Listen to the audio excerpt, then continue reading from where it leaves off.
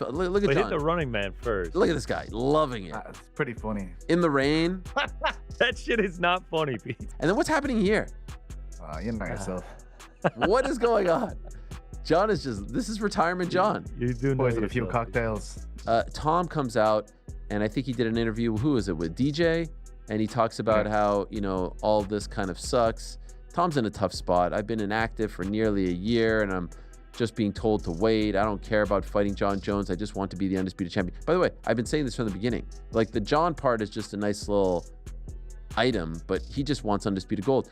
John loving this. Shut your mouth and do as you're told. Oh my God, the ultimate heel. Tom Aspinall has been pushing for a fight against John Jones. Meanwhile, Jones makes fun of Aspinall on his social media. However, Ariel Helwani said he feels there's no real urgency from the UFC when it comes to Tom Aspinall's situation. In his view, the promotion doesn't seem in a rush because they likely only plan to bring Tom back in time for the Madison Square Garden card later in the year. He said that's frustrating because Tom is healthy and ready, and he should be fighting much sooner. Ariel pointed out that Tom could easily fight once, maybe even twice, before MSG, but instead he's being left on the sidelines, which he believes is a waste of time and momentum for one of the division's most exciting fighters. I think there's no urgency. There's no need.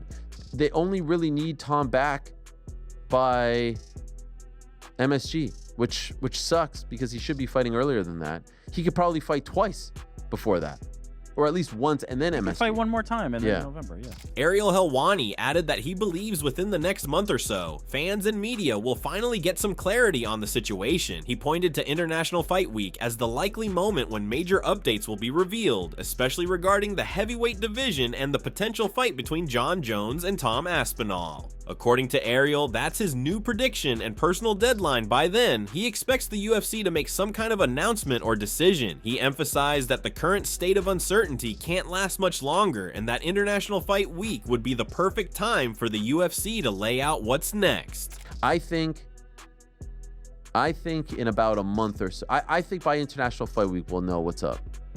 That's my new prediction. That's the new deadline. Just a year. On the other hand, Daniel Cormier said that the current situation doesn't make sense. He pointed out that it's absurd to have a heavyweight champion who isn't defending his title, while the interim champion is the one actively defending a belt. In his view, you can't have an interim champion taking on all the challengers while the actual champion remains inactive. Ben Askren agreed, adding that having a heavyweight champion who won't defend the title is already a problem, but letting the interim champ defend the belt multiple times while the main champ does nothing just makes the whole thing even more ridiculous. The interim champion is just defending the belt over and over again. That is absurd. Like, come on, man. You can't have an interim champ.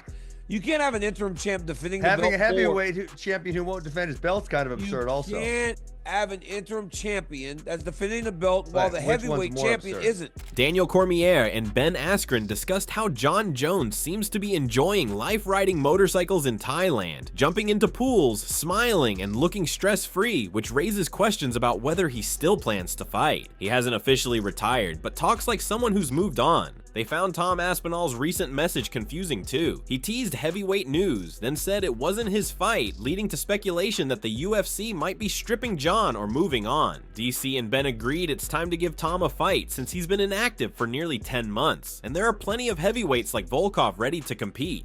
John Jones was jumping into a pool. John Jones was riding a motorcycle in Thailand. John Jones was, he says that he's living his best life. But does that mean it's over? Like, is fighting done for him? I don't know, because he said something about being happy, but he wouldn't say he's retired. And it's a weird place that he's at in his career right now. And then Aspinall's message yesterday, that was weird. Well, Aspinall was doing what he did.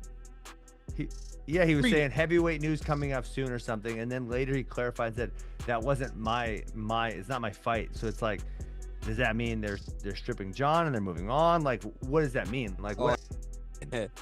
Are you watching this? Hey, when John Jones was in that pool, they're like dipping him and stuff. Like, he just seemed happy. He's smiling.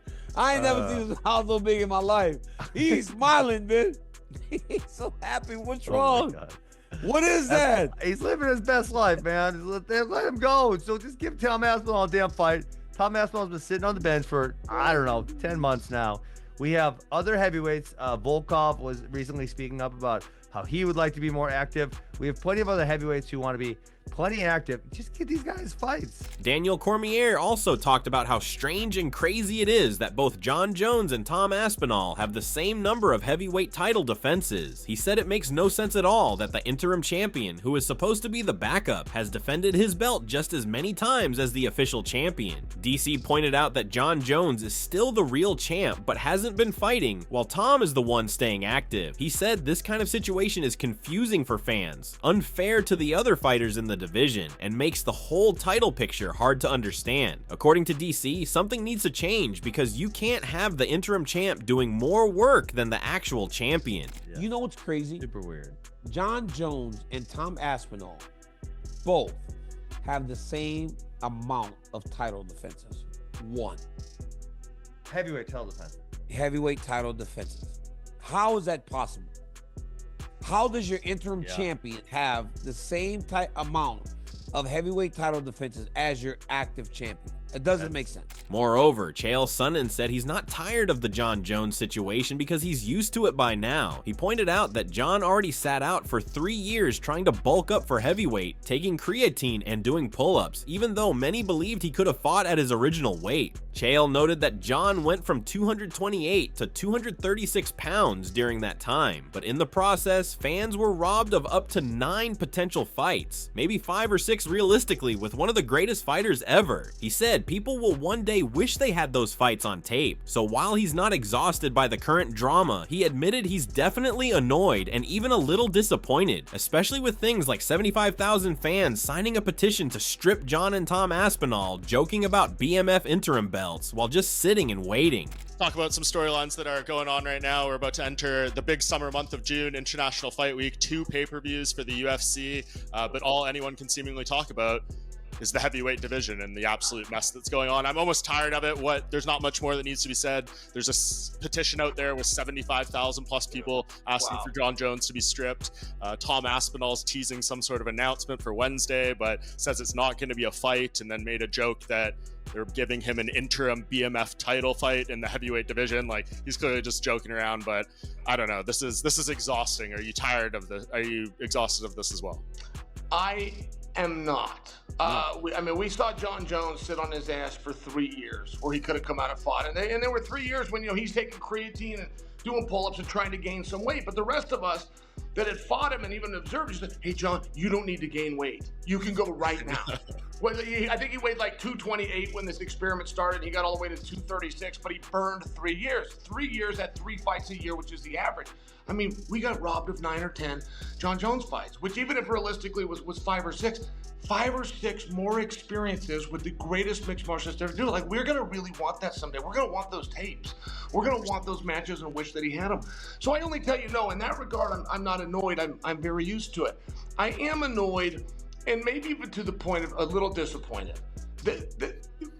One thing about this sport, as you well know, Tom Aspinall said he absolutely believes Jon Jones is scared to fight him. He pointed out that Jon avoided a fight with Francis Ngannou for 3 years and has now been avoiding him for over a year. Aspinall acknowledged that Jon is very smart in how he handles the media and public perception, and he respects that, but he still thinks Jon is avoiding the toughest challenges at this stage in his career. So when asked directly if Jon Jones is afraid to fight him, Aspinall's answer was clear: yes, absolutely. Is Jon Jones scared to fight you? Yes, absolutely.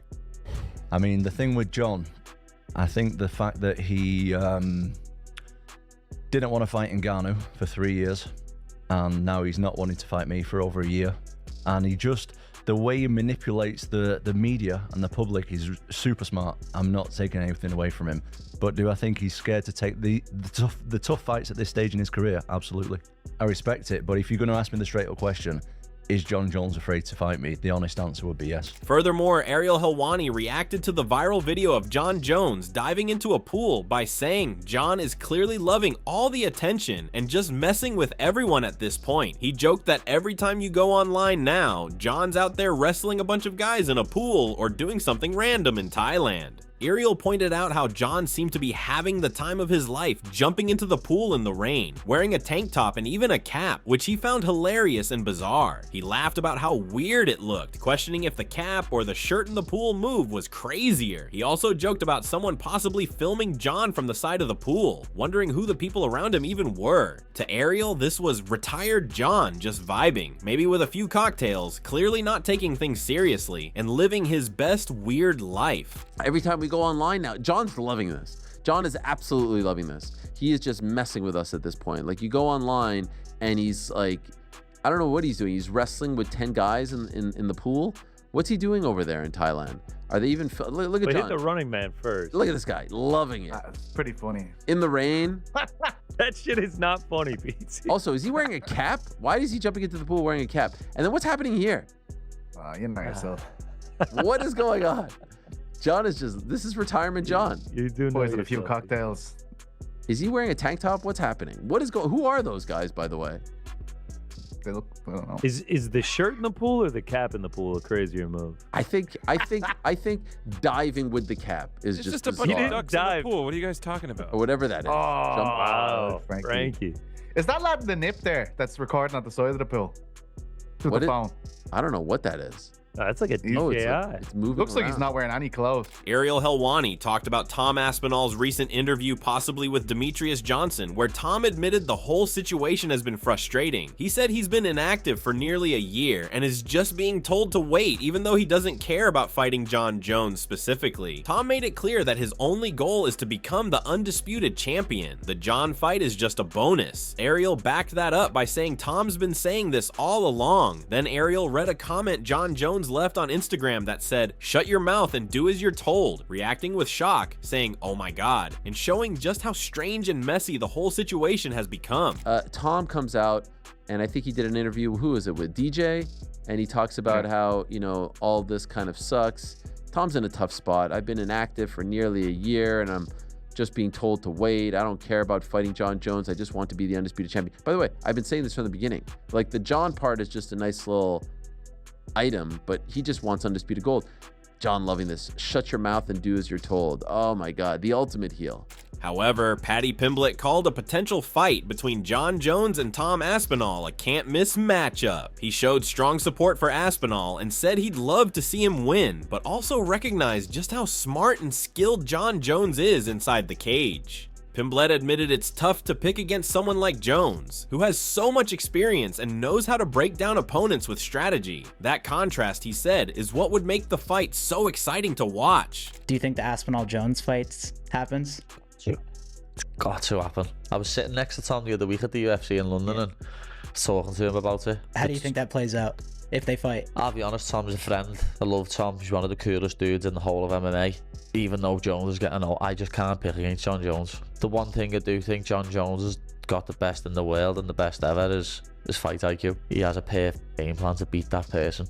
As much as I love Tom and I want Tom to win, I couldn't pick against John Jones. It's just something I couldn't do. On the other hand, Eddie Hall shared his confidence that Tom Aspinall would come out on top if he ever fought John Jones in the octagon. He gave respect to Jones's legacy and accomplishments in MMA, but felt that Aspinall's combination of skill, speed, and raw potential would be too much for Jones to handle. According to Hall, Tom has what it takes to beat even one of the sport's all-time greats. John Jones or Tom Aspinall. So if you don't know MMA world, sorry to bore you, but Tom Aspinall is UFC's #1 right now. John Jones is, you know, he's seen as the best MMA fighter on the planet. Dana White's got a massive for him, says he's unbeatable. Honestly, I think if you put John Jones and Tom Aspinall in a room and said one man leaves, I think Tom Aspinall leaves that room. I genuinely do. I think, and I think John Jones, I mean, I can't badmouth the guy. He's got an amazing record, but he's definitely ducking Tom Aspinall, 100%. And I think he's even said he doesn't want to fight Tom Aspinall after his next fight. He's pretty much going to retire after this fight, so he's ducking Tom Aspinall. Hall didn't just back Tom Aspinall to beat John Jones, he also criticized Jones for appearing to avoid the fight altogether. Hall suggested that John's reluctance to accept the matchup could be a sign of fear, pointing out that when someone truly wants to prove themselves, they show it through action, not just talk. He stood firm in his belief that if the fight ever happened, Aspinall would get the win. I mean, he can say what he wants, but actions speak louder than words. So there we go. Anyway, the answer to that question is Tom Aspinall. Tom Aspinall is kicking John Jones. Moreover, Rampage Jackson spoke highly of John Jones, saying he doesn't think anyone out there can truly beat him. Looking back on their own fight, Rampage admitted he was in great shape at the time, but still couldn't find a way to win against Jones. While he acknowledged that Tom Aspinall is a legit contender with serious skills, Rampage doesn't see him as a real threat to Jones's dominance. He also mentioned hearing that John is planning to spend 6 months studying Aspinall's style before a potential clash, which he saw as a sign of Jones's smart, calculated approach. Rampage even called Jones the Neo of MMA, crediting his unique ability to read, control, and completely shape the flow of a fight. You fought John Jones back in the day. People are why you only bringing up my losses? People are all talking about John Jones versus Tom Aspinall. How do you see that fight going? You got Tom or you got John? Man, I don't think there's nobody on this planet that could beat John Jones because I was in there with him. I was at my best, and I've never lost a fight at my best until John Jones. And you know, no disrespect to Tom Aspinall, but he a good fighter. You know what I'm saying? I think he's probably second best out there, but I don't see him. You think John Jones finishes him? I think John Jones is just a real smart fighter. I heard something like he want to take 6 months before they fight Aspinall. I think it's because he want to study him. He want to break him down. You know, right. John Jones ain't no fool. He's probably one of the smartest fighters out there. I say he like Neo. He's Neo of MMA. Bilal Muhammad also sees Tom Aspinall as possibly John Jones's toughest test to date, highlighting Aspinall's speed, power, and the overall evolution of this new wave of heavyweights. Although he still leans toward Jones winning the fight, Muhammad believes it would only happen if the money involved is massive. He predicted that Dana White would definitely want to make the fight happen because of its huge commercial appeal, but he doubts Jones would take it unless the payday is somewhere between $30 to $50 million. In Muhammad's view, Jones has already secured his legacy and might prefer a more lucrative or legacy-focused matchup, like a fight with Alex Pereira. If I'm John Jones, like a lot of people consider him the GOAT, the best fighter ever do it. The next hungry lion is Aspinall. It's probably the toughest fight that he'll have. Like this guy's the next generation. He's a lot stronger, a lot faster. But I think John Jones is good enough to beat him. But it's like it has to be worth it. The fans are fickle, right? You lose one fight, they're gonna he sucks. Right? They just care about your last win or your last loss. I think Dana White and them will end up making it. Dana White's a smart businessman. He knows how much money that fight would make. If I'm John Jones, you've already done everything in the sport. It's not worth it unless it's that $30 million, $50 million payday. If I'm John Jones, I'm picking out Pereira first over Aspinall. That's it for today's video. So what are your thoughts on this? Is John Jones ducking Tom Aspinall? We would love to hear your thoughts, so share your thoughts on this in the comments section and make sure to subscribe and like if you enjoyed the video. Also check out our other videos on screen right now.